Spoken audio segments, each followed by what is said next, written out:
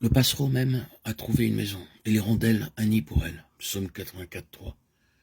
Vous avez tous vu le passereau rassembler des brindilles de paille ou de foin pour construire son nid. Le nid, une fois terminé, quel repos et quel réconfort pour le passereau. Quelle en est la signification pour nous?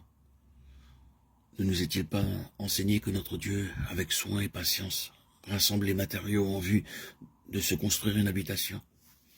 Rachetés par le sang du Seigneur Jésus-Christ, nous sommes réunis à lui pour devenir une habitation de Dieu en esprit. Éphésiens 2, 22. Afin de lui donner consolation, repos et satisfaction. Avant d'être sauvés, nous pensions seulement à ce que nous pourrions obtenir de Dieu. Il nous est montré ici ce que nous pouvons donner à Dieu. Cette satisfaction et ce repos que Dieu ne peut obtenir du ciel et de ses anges, aussi longtemps que l'homme demeure dans ses péchés, ne peuvent lui être donnés que par l'humanité indigne, mais rachetée. C'est un mystère. Lorsque vous commencez à comprendre la véritable signification de l'Église, sa grande valeur aux yeux de Dieu, alors ce mystère devient clair pour vous. Nous avons une conception superficielle du mot Église. Nous le disons sans connaître son véritable sens.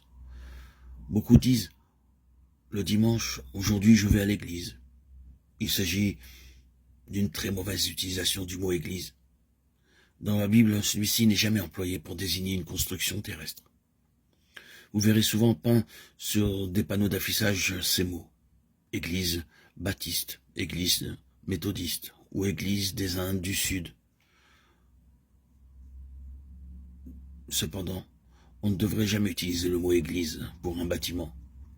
Recherchez dans toute l'écriture, vous ne rencontrerez jamais le moindre passage où un bâtiment est appelé église.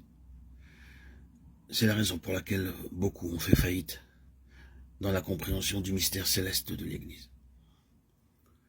Lorsque l'apôtre adresse ses lettres à l'église d'Éphèse, à l'église de Corinthe, à l'église d'Antioche ou à l'église de Philadelphie, il n'utilise jamais ce terme pour distinguer un bâtiment. Pour lui, il s'agit d'une notion tout à fait différente. L'église n'est pas un organisme mort, mais un organisme vivant. Un bâtiment n'a pas de vie. Vous pouvez appeler une construction église baptiste, mais vous utiliserez d'une manière inadéquate le terme employé par le Saint-Esprit. Vous devriez la dénommer bâtiment baptiste, ou salle de réunion, ou chapelle, ou quelque chose de semblable, mais certainement pas église. Dans les Écritures, l'église représente uniquement ceux, hommes et femmes, qui ont été rachetés par le Seigneur Jésus-Christ. Nous voyons cela dans Actes chapitre 2, verset 47, où il est précisé que le Seigneur ajoutait chaque jour à l'église les âmes sauvées, non pas à un bâtiment, mais à un groupe de personnes qui croyaient au Seigneur Jésus-Christ et avaient reçu son Saint-Esprit. Par l'église, la sagesse, la puissance infiniment variée de Dieu sont révélées.